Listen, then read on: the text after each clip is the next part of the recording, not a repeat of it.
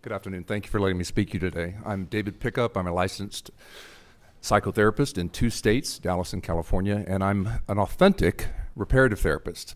So I guess we're going to play a bit of a game today called Who Do You Believe? So finally, we get to the other side where you hear the other side of the story. The other side of the story is full of proof, anecdotal, and researched. And I find it appalling that my service that I offer to children, both children and adults, is already evidently determined by some on this committee as being malpractice. It's offensive and it's verbally abusive, and I take umbrage at it, and so do my clients. I'm open to all questions. I know I'm a bit angry, but so would you be if you were told that you abuse children. Bill 1190 is child abuse. This naive and destructive bill makes it illegal for little children to receive therapy for unwanted same-sex attractions caused by sexual abuse by older teens or pedophiles. Can you imagine a heterosexual boy walking into a therapist's office to be told that it's illegal to give him the therapy that resolves his sexual attractions experienced from an older man? Do you know what it feels like to be sexually abused and heterosexual and abused by a budding pedophile? I do. It happened to me at 5 years of age, and I had to deal with the consequences. I underwent authentic reparative therapy for homosexual attractions because of emotional abuse and sexual abuse that I experienced as a child. And during the sexual abuse, just like many, many children here in Boston and Massachusetts that have been all over the news over the last 5 years, in movies and the news, that sexual stimulation resulted in unwanted sexual attractions in puberty. Authentic reparative therapy helped save my life, and I changed, not behaviorally, emotionally. And yet, with all the sexual abuse reported in Massachusetts, somehow this bill is here. If the sponsors of this bill really cared about children, they would never hurt one group of children in order to try to help another group. They would have at least amended this bill to account for the professional licensed therapy for unwanted attractions that truly works. I am one of the several experts in real reparative therapy in this country. The sponsors of this bill, now over 80, have not even bothered to ask professional therapists who what goes on in these sessions. I certainly haven't been contacted, and neither of my colleagues. We are the ones who primarily are doing specifically something called reparative therapy. Real reparative therapy is about the rise of the authentic, secure, gendered self. It's about resolving the emotional issues that cause homosexual feelings or transgender feelings for those who know that for them, their feelings are not genetically inborn. It's about resolving inferiority, depression, and suicide ideation, not the opposite. This bill would have you believe that we do electroshock, aversion techniques, and shaming techniques, things that haven't been done for at least 35 to 40 years. There's not been one ethical complaint in any state in the union for the last 40 years. You'd think there might be some kind of ethical complaint put forward. Real reparative therapy gets rid of all shame for having homosexual feelings. You may not have known that, certainly not by the testimonies given this afternoon. Real therapists love all children, no matter what their beliefs are. I also, believe it or not, love my gay clients. I love my LGBT clients. I don't force them to change or tell them they're inferior, and we certainly don't believe that they have a mental illness. The American Psychological Association, despite what the former people who have somehow testified without documentation here today, says that there is no proof of harm. It's in their task force report. Have you checked that out? They said there's no proof of harm of these therapies. Where's the proof then? Where's the documentation? If you're going to commit to research and discuss the research, then let's discuss the research. If you need that, don't have time to give that to you today, but I'll be happy to send you that today later on. This time doesn't bear that today because I only have 3 minutes. They have not condemned this therapy. Me, sir, we need you to wrap up. You have 3 minutes are over. One more statement. Thank you very much. I appreciate your patience. They have not condemned this therapy, even though you've heard testimony about it. Well, where is that? You can't find it on their website, and they have not, most importantly, declared it unethical, the American Psychological Association. So let's get our facts straight. I urge you to not pass this bill. Thank you for your testimony. And thank you. So I'm just wondering if we've heard a lot about what has happened to some people in this room, which I'm sure no one would agree with, shaming or physical abuse. Right. And you're saying that you don't engage in that. Can you very briefly tell us what kind of therapy you do engage in to help patients? And is there a time when you say, okay, this isn't the way we need to go, and this reparative therapy is not going to work with this person? They are gay or lesbian, and we're going to leave it at that. Yeah, several questions. So let me, if I don't quote it exactly correctly, then just correct me, because I want to make sure I answer. Those are great questions. Thank you. That's exactly what real therapists do, is that they tell, on occasion, if the client is exploring their sexuality, what they believe. That's what I do with my clients, especially with my gay clients. Like I said, I love them. I love them enough to tell them what I believe that the research and the anecdotal evidence of my other clients says. And they may say, and some have, you know, when I'm born this way, I have no interest in changing.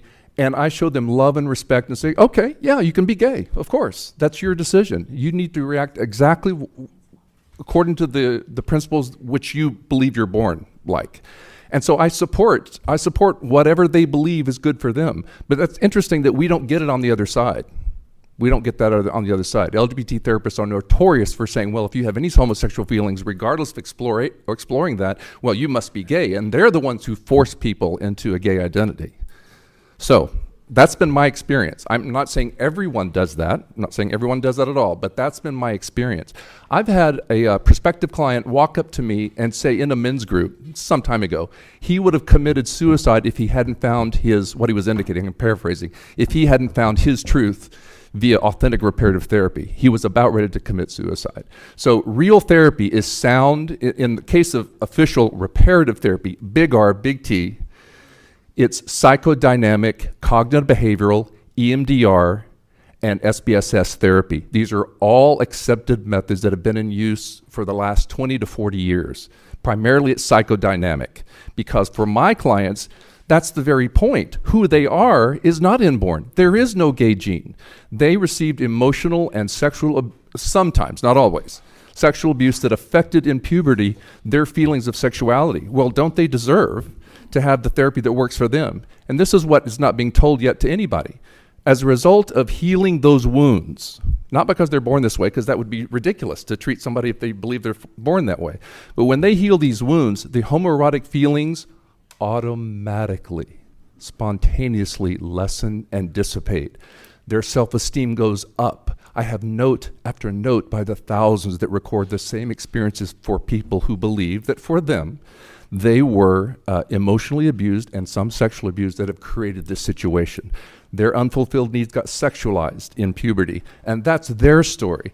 And so I know I've been very excitable today, but I'm speaking up for children here. You're passionate about children? I assure you, no one is going to hurt my children, not the ones in my office, and they don't need to hurt me and with the work and malign my name and my fellow reparative therapists, because everything's been described today. Every single thing that's been described today is horrible, and it has nothing to do with real reparative therapy. I don't hurt children. Thank you for your testimony. I have a couple questions, and first and foremost, Thank you. I assure you that the research that we do is based upon what we do, not, so when you imply whether we think this is right or wrong, you're making implications. We're here to do a public hearing and to listen to testimony on both sides. It just so happened the way that it landed, people signed up earlier and people again signed up later. I hear Having that, said and I appreciate that. I understand your excitability, and Right. I can appreciate that. But my question is, the patients that you see is what age range? Anywhere from about 5, 6, all the way up to old age. So you have the age range of kids who are exploring their sexuality anyway. You have Yes. kids who are questioning. You have, children that are really Yes, I have several right going through now. adolescence. Yes, I have essentially. several right now that are under 18. So when we talk about conversion therapy versus reparative therapy, what do you see as the difference? Conversion Because therapy. I honestly think it's a play on words, to Yes. be honest with you. And, as Appreciate someone it. who has therapeutic training, I know you care for your patients, but when you start to say that you love your patients, and it just makes me think that there's blurred lines as to trying to make them better or trying to help them in their own journey, or what you feel they should be doing. There's 2 points here, and I'm glad you asked that question, because I don't do conversion therapy. There is a big difference. Conversion therapy has a horrible pray away the gay, spiritual shaming meaning, and we don't do that. Therapists do not do that. I don't do that, as evidenced by what I've been saying today. Reparative therapy is what I said it was. When somebody walks in and they're an adolescent, in fact, it may surprise you guys to know that I've turned patients down who are teenagers because their parents gave them to me and said, here, change them. And the kid said, no, I'm gay. I said, okay, you can be gay. I'm not about to. That would be unethical. I could lose my license. That's a real therapist. That's what a real therapist does. And from what's being connotated here today, or maybe, I don't know, maybe it's in your view as well, in your impression, your assumptions, or maybe in the research you're doing, conversion therapy means we're trying to make somebody who's born that way switch over to heterosexuality. That is not what we do. We only do therapy for clients, a lot of which are in Massachusetts, who believe that for them, homosexual feelings arise because of emotional wounding, sometimes sexual abuse. We don't treat people who believe that they're born that way. Okay. We don't do the spiritual thing. It is very different, I assure you, with all due respect. No, that's So, fine. Thank you, appreciate Thank you for your it. testimony. Thank you. Here we Okay. are. So help me with the word reparative. Reparative implies that there's something wrong or broken that needs to be fixed, correct? No, No. it certainly doesn't have that connotation. Reparative therapy has a term by Dr. Nicolosi that is called a reparative drive. Homosexual feelings are looked on in a psychodynamic way as a reparative drive that seeks to get, in the case of boys, because I deal with boys and men mostly, in the case of them, it seeks to get maleness or the affirmation of maleness, affection, love. What is maleness? Huh? What is maleness? I don't think we're here to I'm debate about just that. trying to understand your It's argument. defined by what the client is, to be short with you. So the client can The client decide defines what's at their request yes, to discover, explore, their own secure and male development. Okay. According to what they define it as, right? Contrary to popular belief, that's a real therapist. That's what a real ethical therapist does. And so reparative therapy refers to that reparative therapy drive, which is the sexualization of those needs for some children who have had the emotional and or sexual abuse. And that drive, so to speak, synonymous with homosexual feelings, that's what dissolves when those traumas are healed or corrected through compassion and through grief processes. And my clients often tell me, they look up at me unsolicited, I don't solicit this, they look up often at me and say, man, David, this whole security in my own male, this feels a lot better than sex with men. So I know, at least in their case, two things. With them, it's not inborn, and two, it's changeable, because their feelings do, in fact, dissipate over time. Do you believe that all same-sex attraction is connected to something in one's past, or is it natural for some people? Maybe not everyone, since you're claiming that some clients. Mhm. When client comes and they say, I'm gay, you just say, okay, you were born that way, it's natural, you can live a healthy life. Next client, or do you have a different belief? No, this is what I do. When somebody comes in, especially if it's a teenager, I ask them what they believe first. I don't tell them what I believe.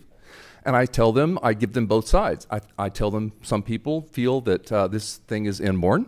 I'm being very succinct here on a long story short, but some people think the research or the anecdotal evidence says it's natural and naturally biological, and some don't. What do you believe?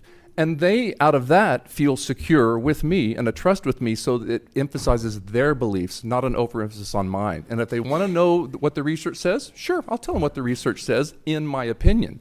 But I'm also, you could say I'm a conservative person, but I'm also one of those that has a very open mind. And I let the client decide, especially if they're a teenager.